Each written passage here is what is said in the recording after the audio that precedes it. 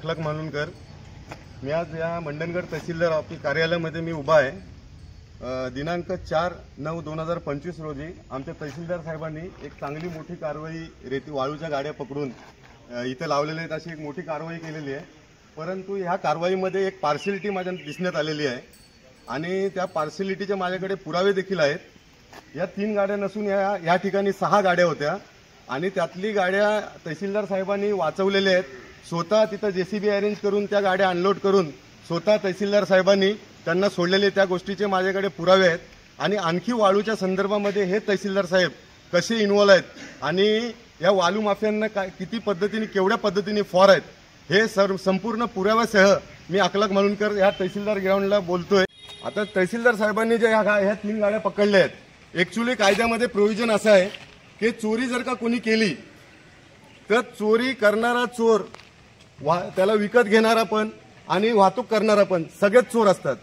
आता सध्या गेल्या 10 वर्षापासून मी एकच गोष्ट बघत आहे की तहसीलदारमध्ये जी कारवाई होते ती डंपर मालकापर्यंतच होते। फक्त डंपरला दंड मारून विषय कट केला जातो, मग माफियांना का सोडली जाते? जर का यांनी या गोष्टीची चौकशी करून की ती डंपर भरली कुठे, त्या वाळू काढल्या कुठून जाते, तिथं कुठले भैया यूज केले गेले, तिथं कुठल्या बोट्स यूज केले गेले, मागच्याच एक 2-3 वर्षापूर्वी अख्ख्या महाराष्ट्र गव्हर्नमेंटची सिक्युरिटी दाववरती लागली होती।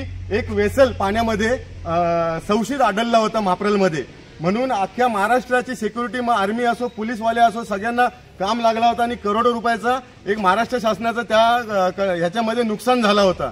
परंतु आता माप्रलच्या खाडीमध्ये अवैध म्हणजे ज्यांचा परवाना नाही, पास नाही, काय नाही अशा प्रकारचे भरपूर होड्या म्हणजे वेसल्स उभे आहेत। त्याच्यावरती देखील तहसीलदार साहेब का कारवाई करत नाही किंवा कस्टम विभागाचं त्या गोष्टीवरती का लक्ष नाही, हे मोठा प्रश्न आहे। आता ह्या गाड्या ॲक्च्युअली ह्यांच्याकडून चौकशी करून ते नेमका वाळू काढणाऱ्या माफियापर्यंत जाऊन त्यांच्यावरती कारवाई जर का केली तरच हा वाळूची चोरी थांबेल, अन्यथा कुठल्या पद्धतीत ही थांबणार नाही। शासनाजवळ केलेला हा लय करोडो रुपयाचा मोठा घपला आहे। ह्याच्यामध्ये सिंचन विभाग, इरिगेशन डिपार्टमेंट, महसूल खाता आणि वाळू माफिया हे 100% इन्व्हॉल्व आहेत आणि ह्याचा पुरावा अखलाक मालुनकर योग्य पद्धतीने, आता मी एक व्हिडिओ टाकणार आहे, हा पण एक मोठा प्रमाणपत्र आहे की तहसीलदार साहेबांनी ह्या गाड्यासोबतची गाडी कशी वाचवली, ह्याचा मी व्हिडिओ सुद्धा मी आता सोशल मीडियाला टाकणार आहे, तुम्ही पाहून घ्या। काल रात्रीच्या कारवाईमध्ये तहसीलदार साहेबांच्या ही सुद्धा एक गाडी लोडेड उभी होती आणि या गाडीला तहसीलदार साहेबांनी स्वतः येऊन जेसीबी अरेंज करून या गाडीतली जी वाळू आहे ही इथे खाली केले, ही इथे खाली करून पसरवून टाकलेली आहे। ही वाळू या डंपरमधली इथं खाली केलेली आहे आणि तहसीलदार साहेब याच रूटनी मंडणगड ते माप्रल याच रूटनी जाऊन माप्रलमध्ये जाऊन त्यांनी एका गाडीवरती कारवाई केलेली आहे। परंतु ह्या गाडीला त्यांनी निवडून सोडलेली आहे। याचं नेमकं कारण काय आहे हे माहिती पडणे आवश्यक आहे। रॉयल्टी तर कुठंच नाही, मग हे असे प्रकार का चालतात?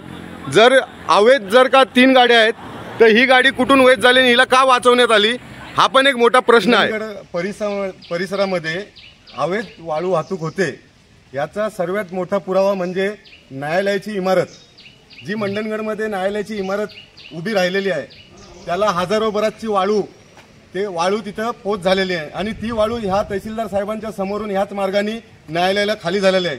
हा एक मोठा पुरावा आहे की इथून वाळू वाहतूक झालेली आहे आणि ह्या महाराष्ट्रामध्ये अख्ख्या आता सध्या गेल्या 4-5 महिन्यामध्ये कुठल्याच रॉयल्टीचा प्रोव्हिजन नाही। एक रॉयल्टी एक ढोंग म्हणून शासनासोबत फ्रॉड केलेला आहे महादेव नाल्याच्या नावावरती, जो विषय अनिल परब साहेबांनी विधानसभेमध्ये सुद्धा बोलला होता।